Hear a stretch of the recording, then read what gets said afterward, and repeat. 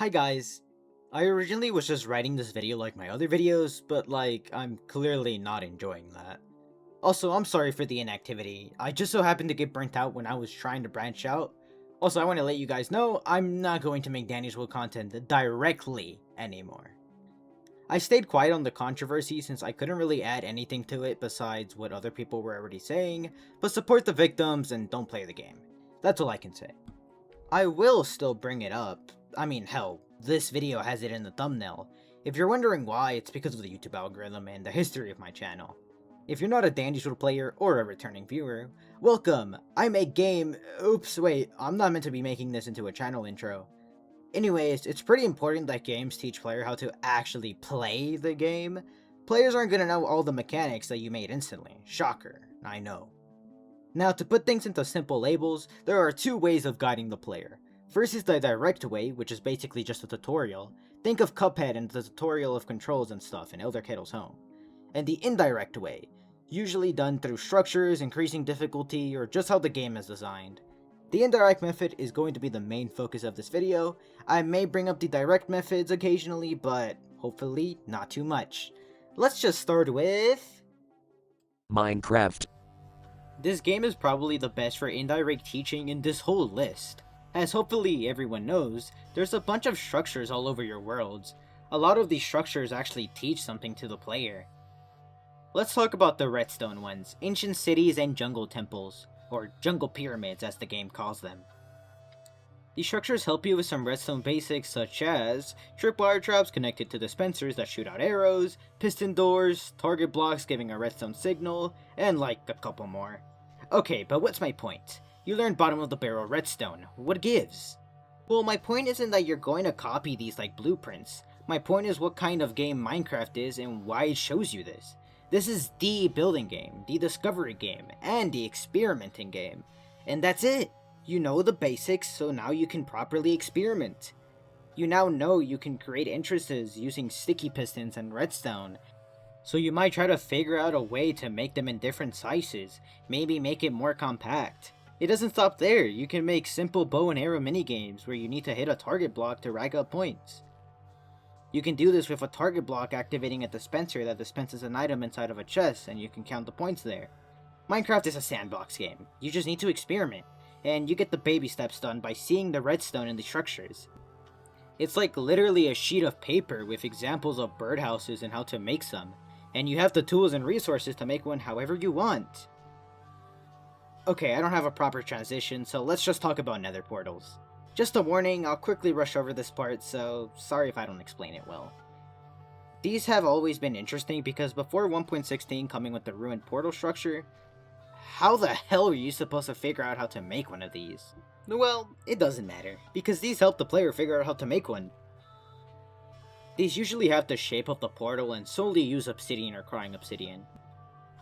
This is basically just a mold. It's the shape and you need to figure out the right blocks and how to activate it. Finding out how to activate it can be easier said than done, but the ruined portals still help. They usually have chests that contain flint and steel or fire charges.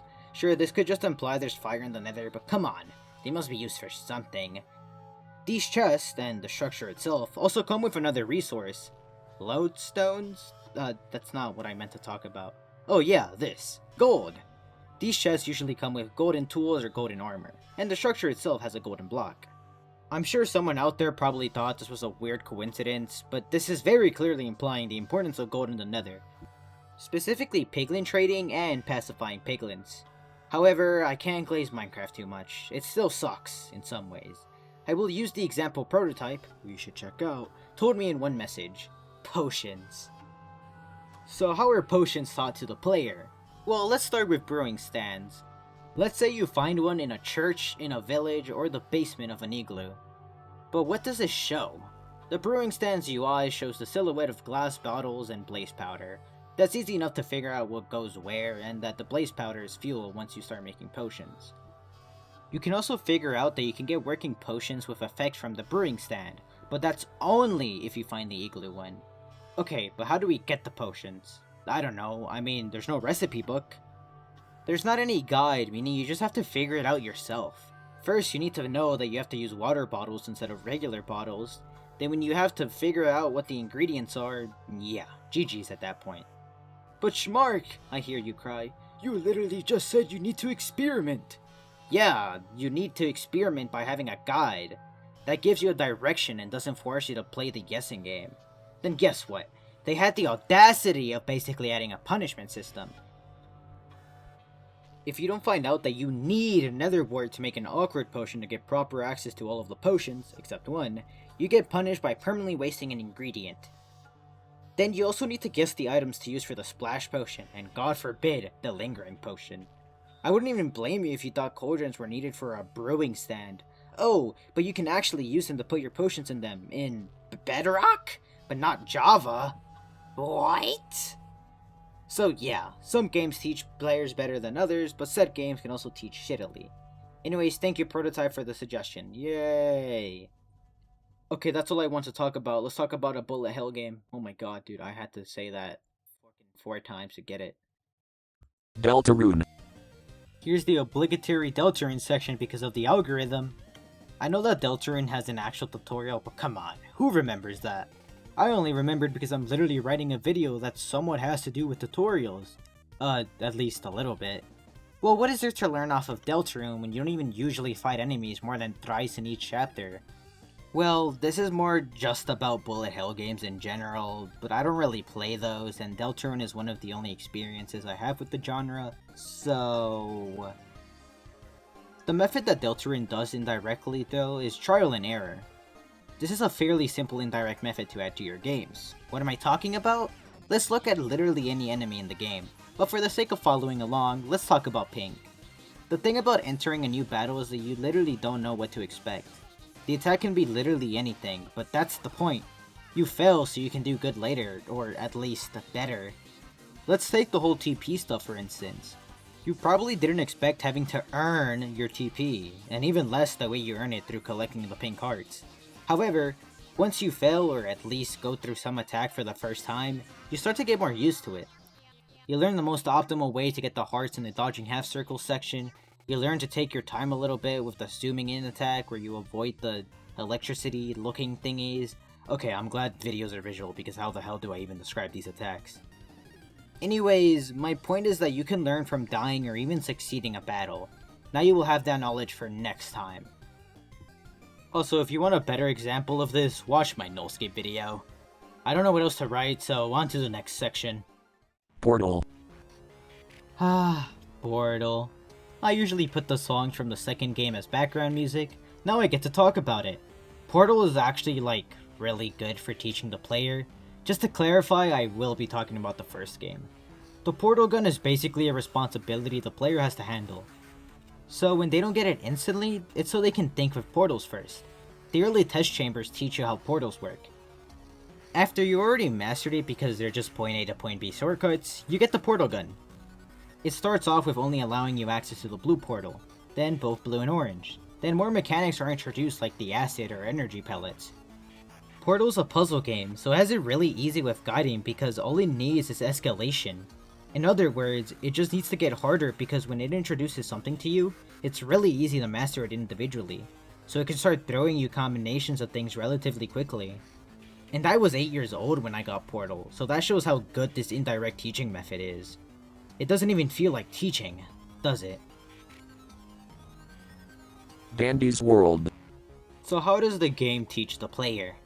It does the trial and error method since you can easily learn how to avoid twisteds by just looping them until they lose you. Careful, sometimes they won't lose you though. If you somehow outpaced these twisteds and kept looping them in an area, holy shit. Jokes aside, I don't really know what to do with this section, and I'm honestly going to put no effort into it because fuck Dandy's Road. Dandy's Buzz is a terrible idea. The game shouldn't be making it other players' responsibility for teaching new players things that the game should be teaching itself. Oh, and guess what? I literally mentioned that you learn through trial and error. If you do solo runs, those are literally a way better way of learning the mechanics of the game and what punishes you and what doesn't. Who would have guessed trying to communicate with other people in a platform that already makes communication harder would be a bad way of learning the game. I guess the thing to learn from this section is, don't be Dandy's Road. Be literally any other video game. Or, mostly. That's the end of the video. What was my point here? Well, I intentionally picked a diverse set of games. The sandbox game shows a way to guide the player by helping them experiment by giving them a small paper with examples, not needing the whole blueprint. The bullet hell game shows through losing or beating something, you can get better at it always, improving the next time you do it since you know what to expect or understand the most optimal way to do something. The puzzle game shows by how teaching you things individually, it can be easy to master them, and it escalates over time by combining stuff, but you got guided enough to know what you have to do. The Dandy game shows how it's a terrible game.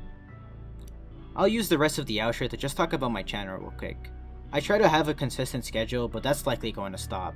I'm not too sure if I will make direct videos on a game, I probably will, and if you want something like that, let me know and with which game. For my Danny's Wood fans, sorry, I never liked the game and it's about time I let it go. I wrote this script when I put an all-nighter, so sorry if it's a little crappier. I do want to be sillier and have more fun with these videos. I'm tired of the monotone nature of my videos, honestly, also because I feel like I set the bar a little too high for myself, so hopefully this video keeps it low. Subscribe like how Pursuer is doing, like the video if you agree with me or just like any of the games I mentioned. If you disagree with me, like the video anyways, hype the video if you're on mobile, and thank you.